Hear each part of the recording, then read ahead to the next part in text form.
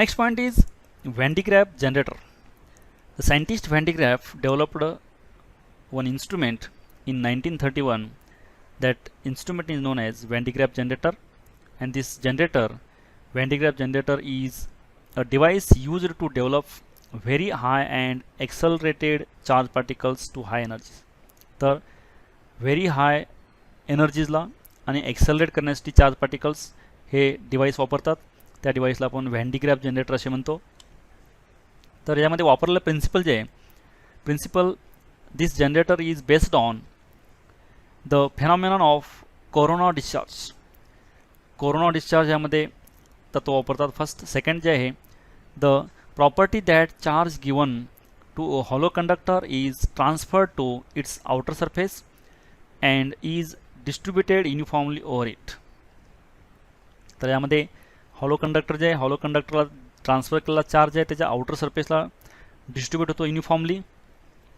आणखीन if a charge is continuously supplied to an insulated metallic conductor the potential of the conductor goes on increasing. तर आपण continuously ह्या insulating metallic कंडक्टरला charge आपण supply करत गेलो तर त्याचं पोटॅन्शियल हे वाढत असतं. हे जे स्टेप्स आहेत प्रिन्सिपलचे, first principle of corona discharge म्हणजे हा चार्ज आहे, हा चार्ज डिस्चार्ज होतो through.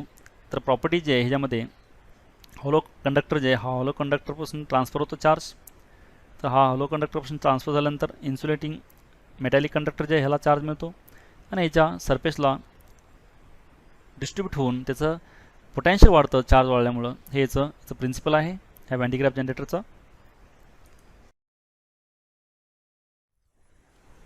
Now construction of this Van de Graaff generator. आता आपण इथं याची रचना कशी असते ह्या व्हॅन डी ग्रॅफ जनरेटरची ती पाहायची आहे. Now consider this diagram and here P1 P2 pulleys. तर ही P1 आणखीन P2 ह्या दोन पुलीज आहेत. BB conveyor belt. तर ह्या P1 आणि P2 ह्या दोन जे पुलीज आहेत ह्यांना हा बेल्ट कनेक्ट केलेला आहे. BB हा बेल्ट आहे, BB हा बेल्ट आहे, हा कन्वेयर बेल्ट आहे BB. A spray brush. आता A जे आहे हा स्प्रे ब्रश आहे म्हणजे हा ब्रश चार्ज स्प्रे करतो. C collector brush. हा कलेक्टर ब्रश आहे C इथं, म्हणजे हा बेल्टवरून चार्ज स्प्रे केल्यानंतर वरती जे चार्ज येतात हे चार्ज कलेक्ट करतो. हा C कलेक्टर ब्रश आहे. D dome shaped hollow conductor. तर हा D जे हा डोम शेप्ड आहे, शेप डोम शेप्ड आहे hollow conductor. E evacuated accelerating tube. E जे ही इव्हॅक्युएटिंग एक्सेलरेटिंग ट्यूब आहे. Iron source, ion source. This I is ion source. Ion source म्हणजे यामधून आपल्याला आयन्स बाहेर घेता येतात, डिस्चार्ज करता येतात बाहेर साईडला. P DC power supply. P जे हा पॉवर सप्लाय इथं कनेक्ट केलेला आहे ह्या कोमला. S steel vessel filled with nitrogen. S जे आहे हे व्हेसल आहे, यामध्ये नायट्रोजन फिल केलेलं आहे. ही संपूर्ण सिस्टीम जे आहे नायट्रोजन फिल करून आतमध्ये ठेवलेले असते. M earthed metal plate. आता M जे ही अर्थिंग केलं असतं मेटल प्लेटला, M ही हे जे पार्ट्स आहेत, कन्स्ट्रक्शन आहे.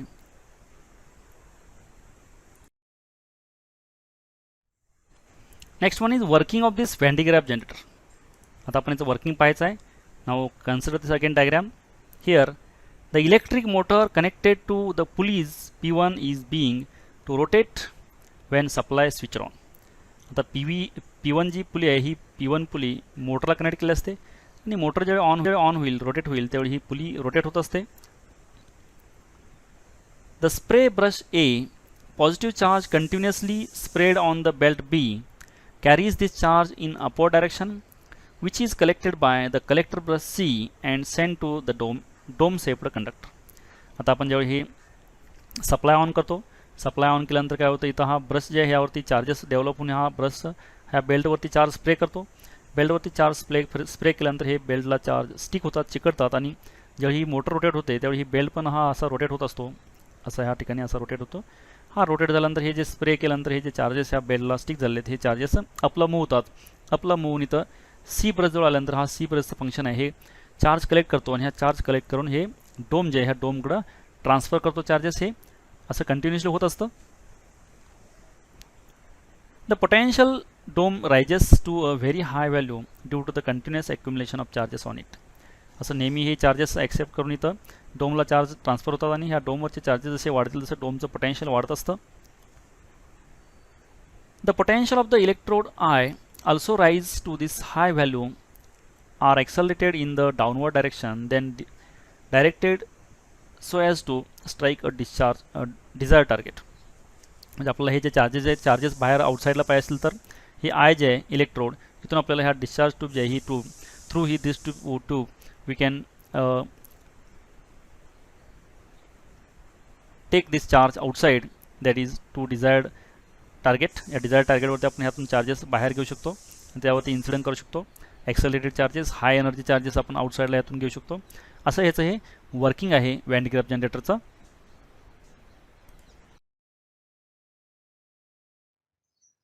Now Van de Graaff generator along with animation. आता आपण विथ ॲनिमेशन हे पाहायचं आहे व्हॅन डी ग्राफ जनरेटर. याचं हे ॲनिमेशन आहे पहा. तत्पूर्वी याच्यामध्ये वापरलेलं प्रिन्सिपल जे आहे when charge always flows from high potential to low potential. जास्त पोटेन्शियलकडून लो पोटेन्शियलकडे नेहमी चार्ज फ्लो होत असतो.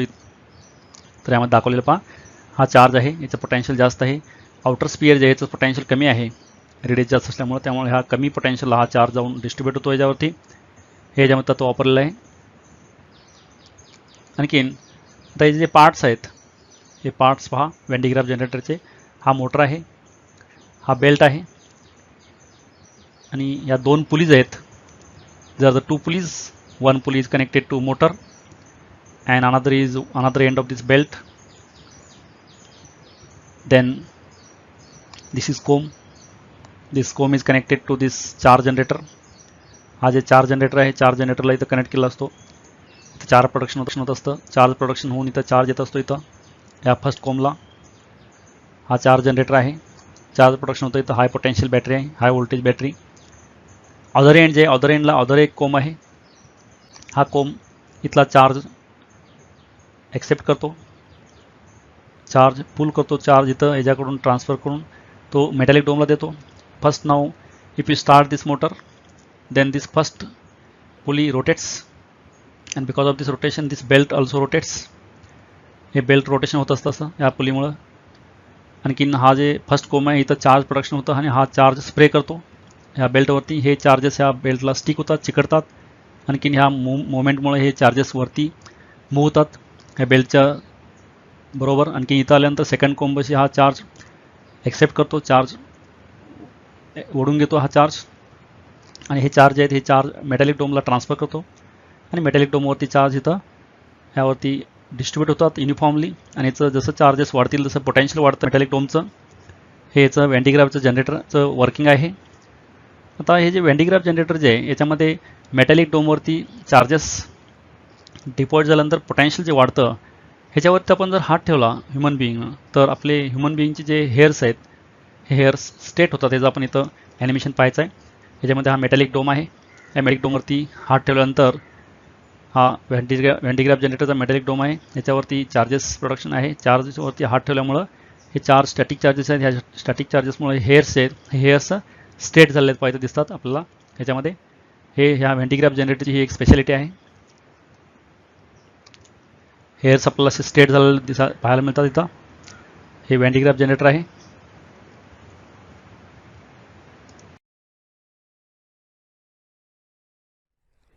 Next one is use of this Van de Graaff generator. The main use of Van de Graaff generator is to produce very high energy charge particles having energies of the order 10 million electron volt. Such high energy particles are used. आता हे main use जे आहे ह्या जनरेटरचा van de Graaff जनरेटरचा तर to produce high energy charge particles.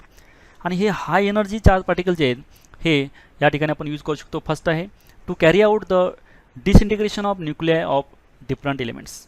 तर different एलिमेंटचं आपण डिसइंटिग्रेशन करण्यासाठी न्यूक्लियाचं ह्यामध्ये हे हाय एनर्जी चार्ज पार्टिकल्स आपण वापरतो. सेकंड यूज आहे to produce radioactive isotopes. वेगवेगळ्या एलिमेंटचे रेडिओ ॲक्टिव्ह आयसोटोप्स बनवण्यासाठी याचा उपयोग होतो हाय एनर्जी चार्ज पार्टिकल्सचा. Next to study the nuclear structure. Nuclear structure जे आहे स्टडी करण्यासाठी सुद्धा ह्या हाय एनर्जी चार्ज पार्टिकलचा यूज होतो. To study different types of nuclear reactions. वेगवेगळ्या प्रकारच्या न्यूक्लियर रिॲक्शन ज्या ह्या न्यूक्लियर रिॲक्शनचा अभ्यास करण्यासाठी सुद्धा ह्या हाय एनर्जी चार्ज पार्टिकलचा उपयोग होतो. Accelerating electrons to sterilise food and to process materials. तर एक्सेलरेटिंग इलेक्ट्रॉन जे आहे तर फूड स्टरलाइज करण्यासाठी ह्या हाय एनर्जी चार्ज पार्टिकलचा आपण वापर करू शकतो.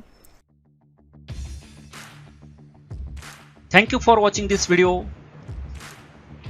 Keep watching videos and don't forget to subscribe, like and share.